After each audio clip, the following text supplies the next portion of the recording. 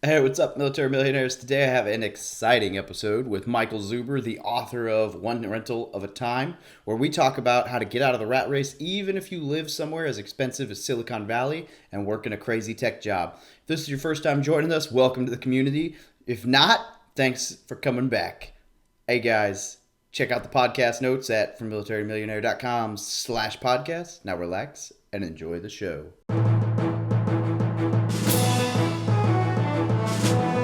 You're listening to the Military Millionaire Podcast, a show about real estate investing for the working class. Stay tuned as we explore ways to help you improve your finances, build wealth through real estate, and become a person that is worth knowing.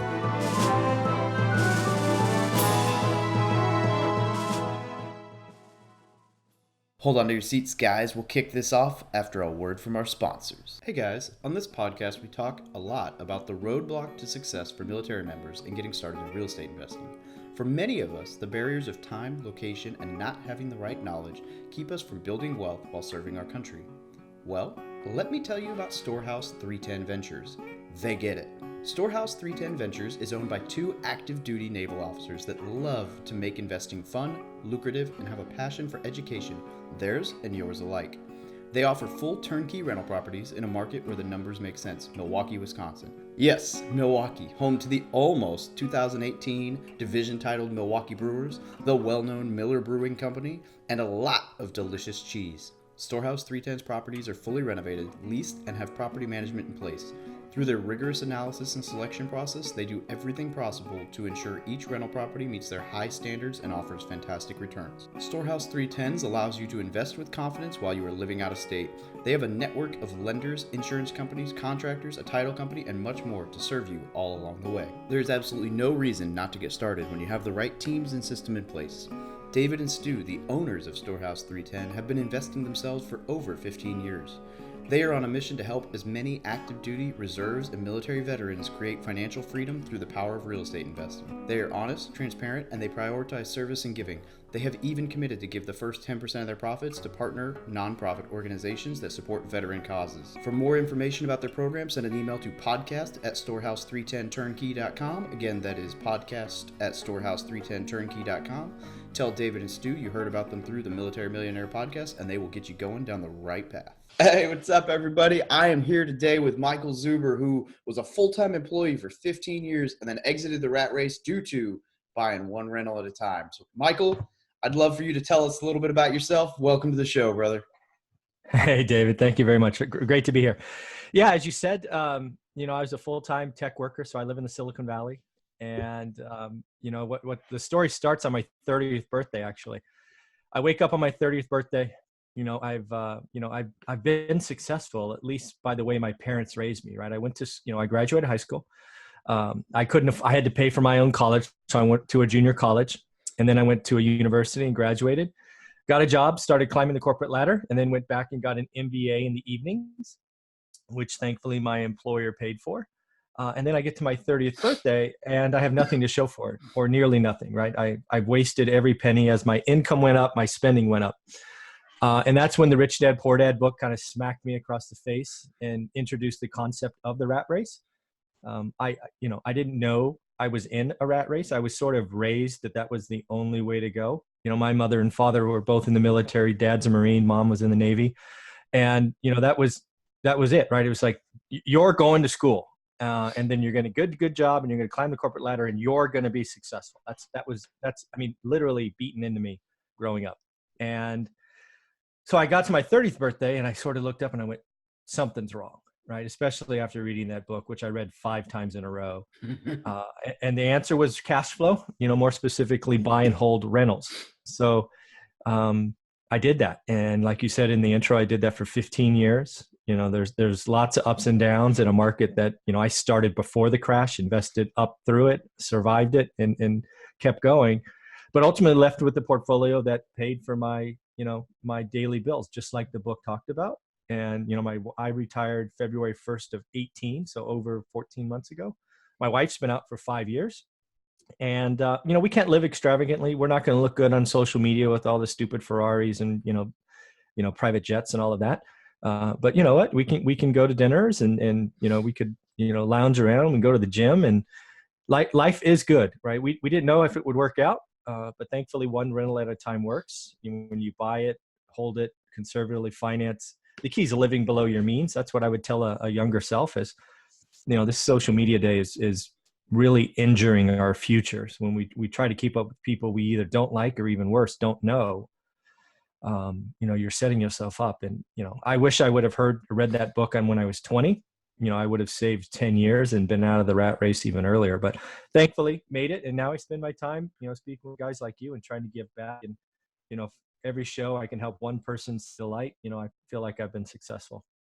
Absolutely. And you're absolutely right about, in fact, I almost made, I decided not to, because I figured that the blowback would probably be worse than the juice I'd get out of squeezing it, but I almost made this video about like rap culture and basically just like why rap is making you poor, because their videos are the worst when it comes to the, they'd rather look rich rather than be rich. All of their stuff is just like, how much money can I blow on this music video, right?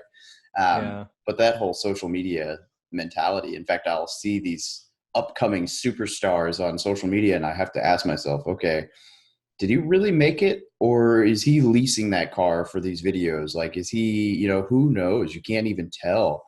And it's scary because so I'm a command financial specialist for my unit, and I will sit down with Marines and I'll talk to them about their finances, and I'll get these stories about how they don't have enough money and they don't do this and they don't make enough money and this, that, and the other. And you're peeling back finances and you're like, you bought $600 worth of shoes, an Xbox, and whatever. And I'm like, and they just, oh, well, yeah, but no buts. Like, I get it. Someone else had it, but you didn't need 3 pairs of Jordans this week. Yeah.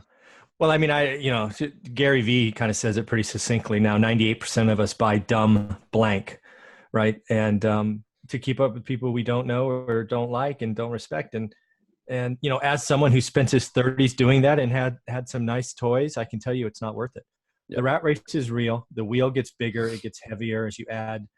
As your income goes up, if your expenses go up, then your family commitment goes up. And pretty soon, something I would tell my younger self again is do yourself a favor and look up in your organization, whether it be military or corporate, maybe 3 or 4 rungs, and go, do I want their life? Now, I cannot speak about the military at all, but I can tell you in the corporate world, 4 rungs above me when I was 30 were overweight, unhealthy, addicted to a foreign substance that I never want in my body. And on their second or maybe third marriage, probably had a mistress or a whatever the reverse is of a man. I don't know, whatever it is, because it was both sexes. I'm not trying to be sexist, but both were doing things that I just didn't want in my life. And yeah, you could tell yourself that won't be you and all of that, but when you work in a culture that is 90-day cycles, high pressure, $1 million deals all the time, and you're traveling all the time, and you're away from home for 150 days, you could see how it could happen. And I wanted none of that, frankly. I wanted to get away from that, but it paid well. So I buckled down, made as much money as I could. We went from living like 98 to 102% of our income to like less than 50, and some years less than 40% of our income. That's where the magic happens. That's when the rat race slows down. It's where you can start making decisions and you could change your future. But when you live that close to the edge, especially as we head into a changing business cycle, man, some people are going to be just crushed. And that's unfortunate. It is. Yeah, I don't. Luckily for the military, the weight and the illegal substance stuff is kind of you get kind of ousted. So most of them don't get into that. But there's definitely some high levels of stress, and depending on your job, the time requirement gets longer, and so I can see exactly where you're coming from. You see both sides of the spectrum. I've seen guys who are way up the ladder that love their life, and I see guys who are way up the ladder, and you're like, man, I don't want to be at the office that late ever. So it just kind of depends. Well, that's really cool that you have somebody that you can look at and go, yeah, he or she is happy. I saw 0 of that. Ooh. And now again, this is, the sample size wasn't huge. It was probably dozens of people because I was looking that far up and I was just an individual contributor, the lowest of low levels. But I'm like, dude, don't give me any of that. I'm going to keep cranking, be the individual contributor, do my thing and, eat what I kill and get out. Right. And, 15 years later, it happened. That's awesome. All right. So you decide to exit the rat race. Could you explain briefly what like the one rental at a time strategy is that allowed you to do that? Yeah. So I wish I could tell you it was a big plan I came up with on my 30th birthday. It's not. I basically started sacrificing, living below my means, always conservatively financed. It's what saved us during the '08 crash. What really saved us is when we were trying to buy our ninth property, it was '08. And if you remember '08 at all, it was right near the peak of the market where prices were silly. But for us, I didn't know that. I was traveling around the world and buying these, at 4 a.m. and, 11 o'clock at night. That's all the time I had. But, that ninth house I was looking at was going for $260 and it was renting for $1,100. Why that's important is because my first house I bought for $100 was renting for $1,100. Right. So add $160,000 to that. And it just didn't make financial sense. Right. There were these ridiculous liar loans and 2 and 28s and things where you could kind of do really bad Excel math and make it look okay. Yeah. But as a finance person, I'm like, that's going to blow up, right? That's just not okay. So long story short, we did what you should do in real estate: network, meet more people. And we got introduced to small multifamilies in commercial space. So that's 5 units to 20 units. So what we did is, and what saved us is we took that first house that had all that gain in it.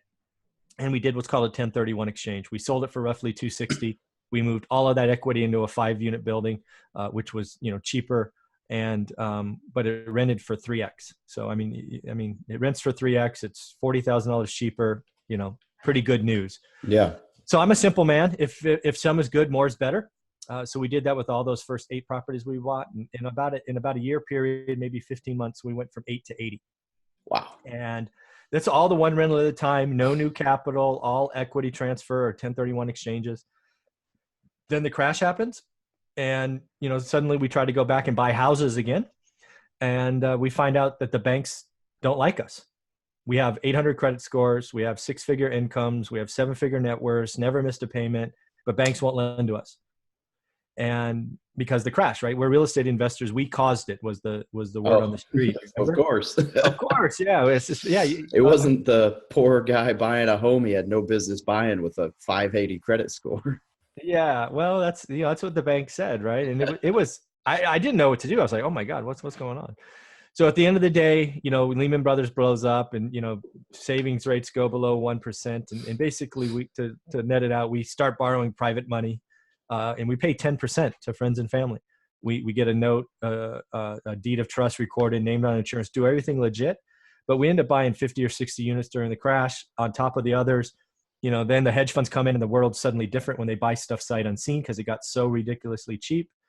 And then the market returns. It enters the seller's market that we've been in for the last, 6-7 years. And, life's really good. And, obviously rents go up and mortgage pay downs and all these great things happen when you let time. I tell people when you're buying hold or one rental at a time, you should think in decades.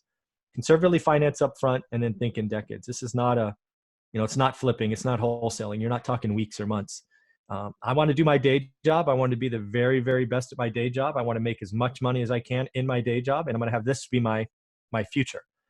What happens is I get to my 45th birthday. I love my job, love my job.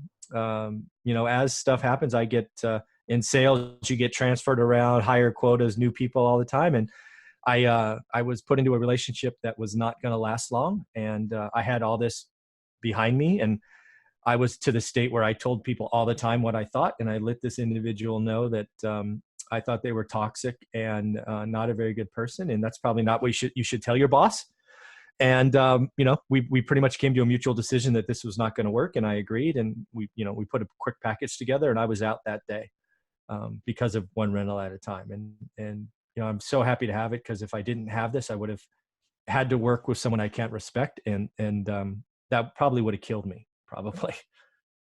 I like that. So it's funny because as you grow and on the outside of your job, it does become, it's almost like it gives you permission to speak what's on your mind, which, as you say, backfires.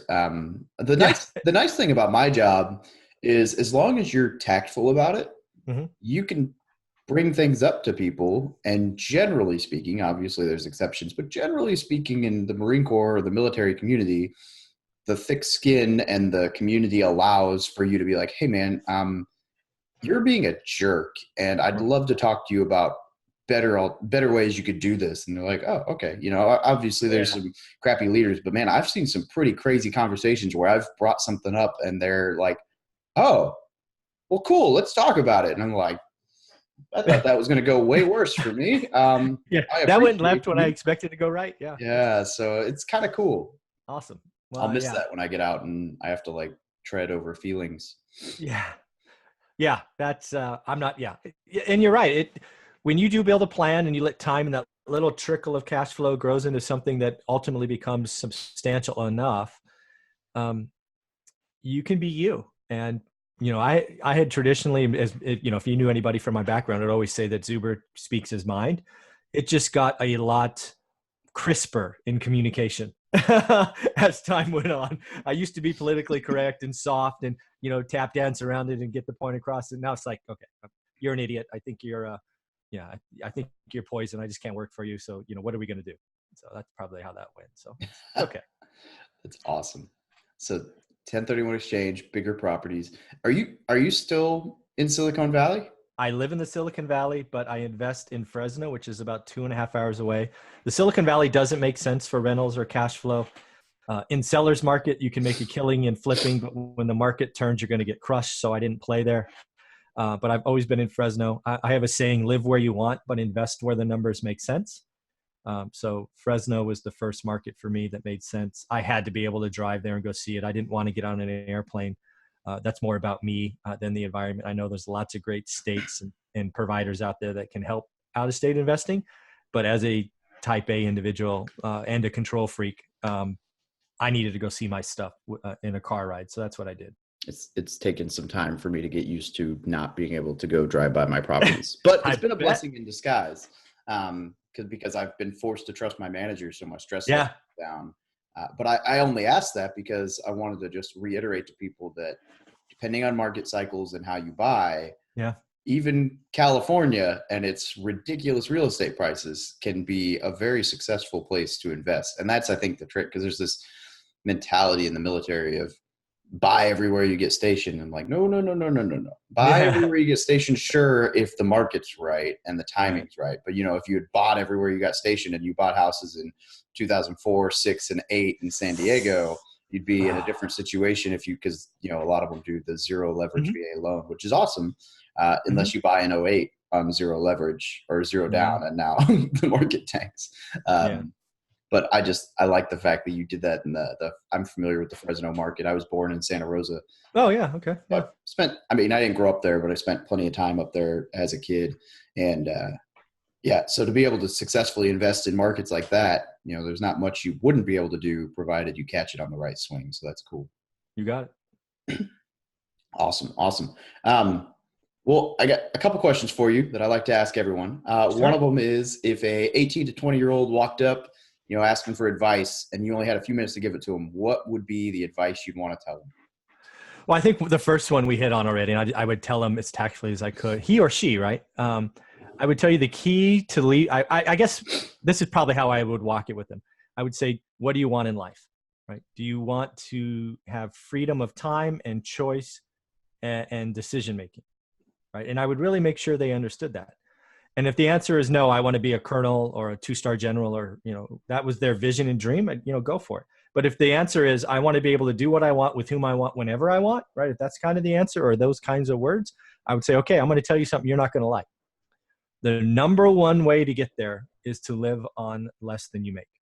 And if you can live on, 50% or less than what you make, your chances of being free in 10 to 20 years is awesome.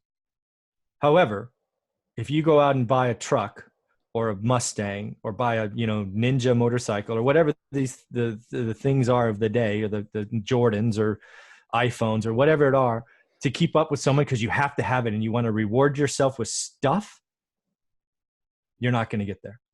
You need to get very good at understanding need versus want, right? And you need a lot less than you want.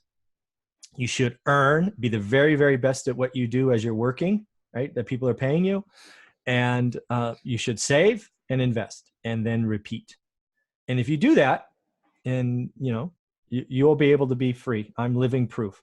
I exited a six-figure job in 15 years because my monthly is covered, and it's awesome. I can promise you it's worth it, but it starts by sacrifice. And most people don't want to hear that. When you're 18, you're thinking about the new car, the new truck, or the whatever it is.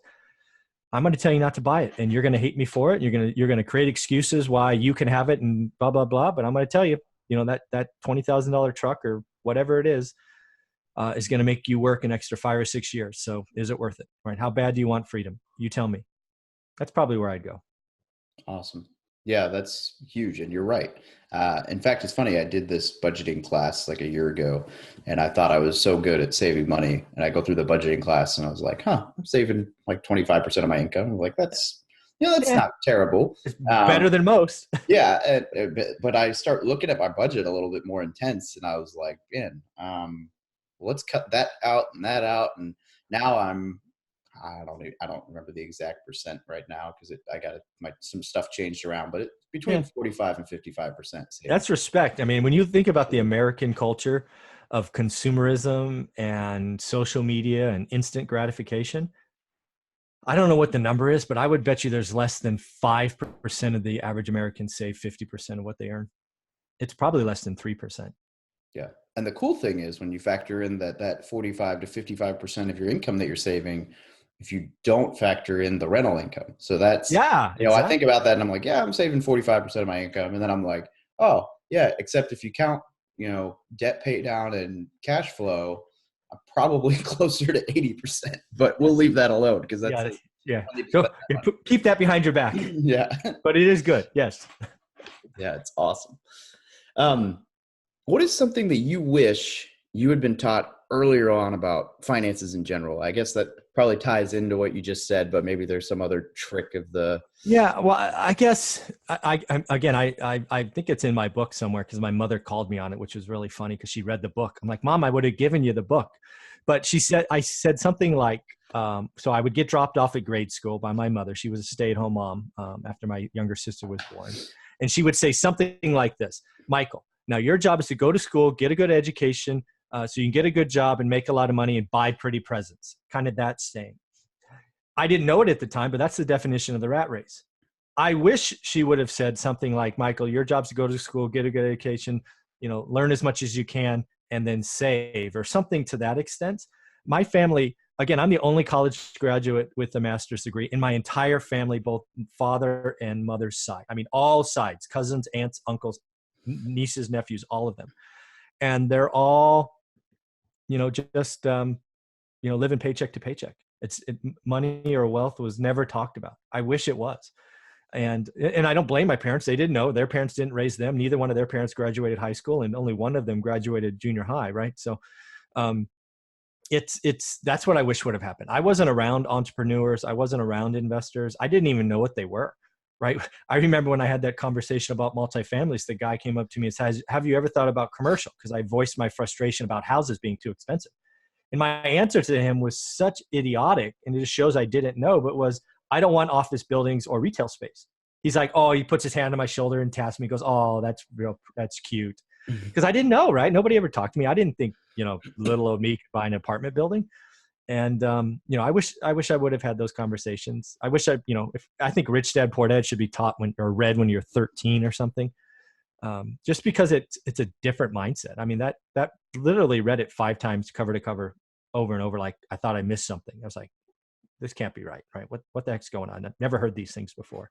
So that's what I wish. What do they say? When the student is ready, the teacher will appear. So my mom swears up and down that she tried to get me to read Rich Dad Poor Dad in high school. And I don't even remember that, which I'm sure she's right. I probably was like, poosh.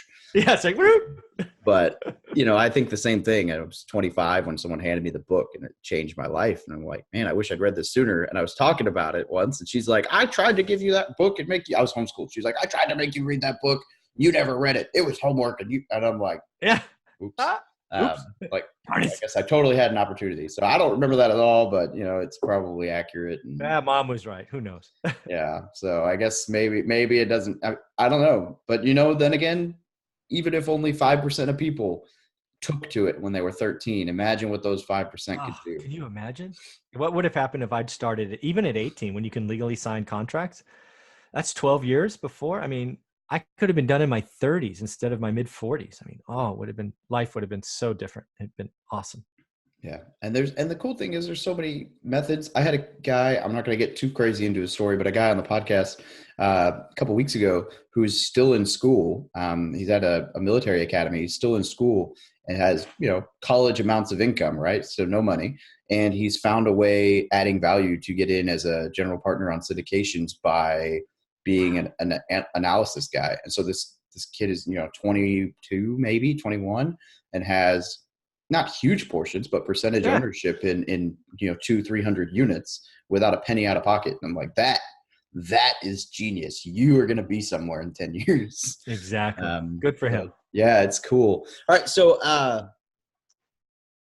well, I already asked that question. So what is one resource, book, course, website that you would recommend for anyone starting to look into real estate investing?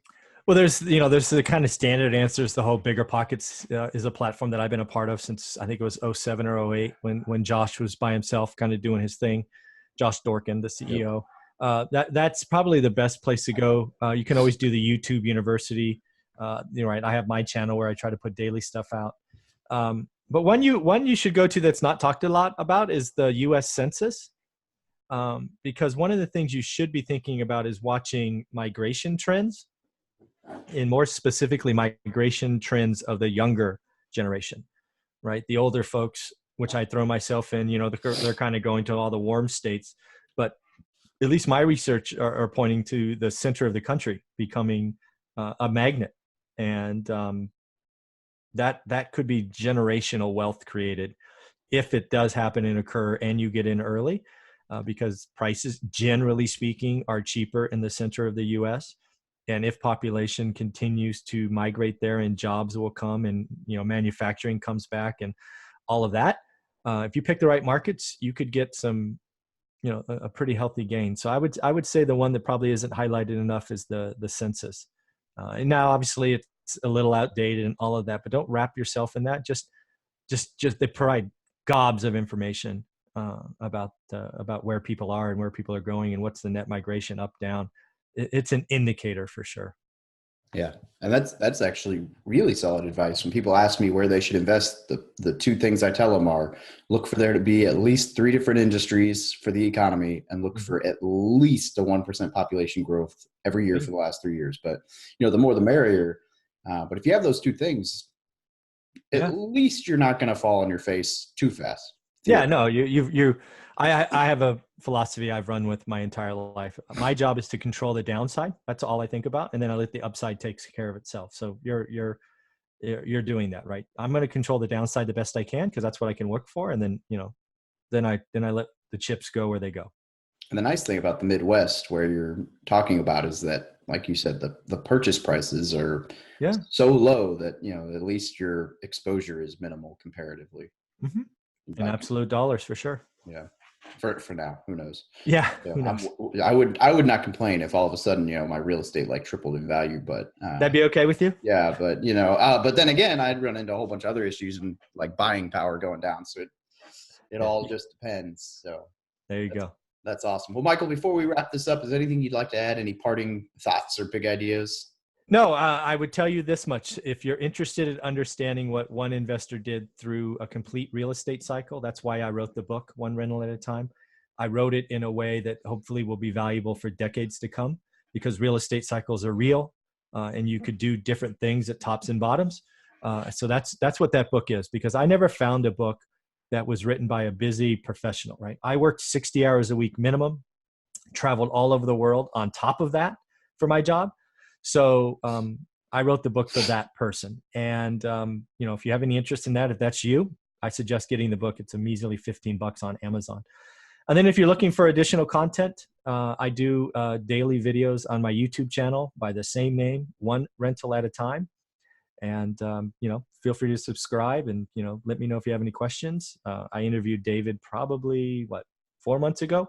Yeah, right before I went and froze. Yeah, before my investor series. So lots of successful investors have been gracious enough to come on and share their experience. So lots of great content already there and more coming every day. So awesome. Well, is there anywhere else that someone, if they wanted to reach out, how could they get a hold of you? So YouTube, I put my email out there all the time. I'll just leave it here as well. It's mzuber, Zuber, at one rental at a time. The thing you could do on YouTube is just leave a comment. I'm a one-man show, no virtual assistants, no nothing else. I do this because I have fun. So subscribers, if you leave a question, I will create a subscriber question video likely to answer your question. I like to interact with my subscribers. So that's another way to get a hold of me. And then, of course, everybody has a website. Mine's one page. It's called One Rental at a Time, shocking.com. So, yeah, onerental@a-time.com, not drop the shocking. Everything I do is one rental at a time. That's awesome. Yeah.